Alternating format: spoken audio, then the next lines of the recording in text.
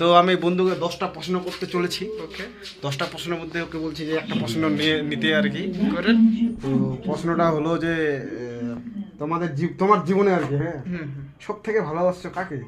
তোমার মাকে, না তোমার বাবাকে, না তোমার জীবনে এই যে মোবাইলকে, হুম, না ফ্রি ফায়ারকে, হুম, না কাজকে, হুম, না সময়কে, হুম। মানে কোনটা বেশি ভালোবাসছো তোমার জীবনে আর লাইফে? কি আমার লাইফে বহুত ভালো মানে কাকে বাঁচছে? মন থেকে আর কি ভালো কোন মন থেকে? জিনিসটাকে বা কাকে নিয়ে চলছে? বস্তুর মধ্যে না মানুষের মধ্যে? বস্তু মধ্যে বা মানুষের মধ্যে দুটাই। দুটাই। হুম। আমি সব প্রাণের বিষয়ে ভালোবাসছিলাম আমার মাকে, মাকে, আচ্ছা। বহুত ভালোবাসছিলাম। তো তুমি এখানে মাকে? কাজে যে আসছো, কিন্তু আফসোস কেন? উপর আল্লাহ ने उठा दे। মাকে নিয়ে গেছে? হুম। আহা।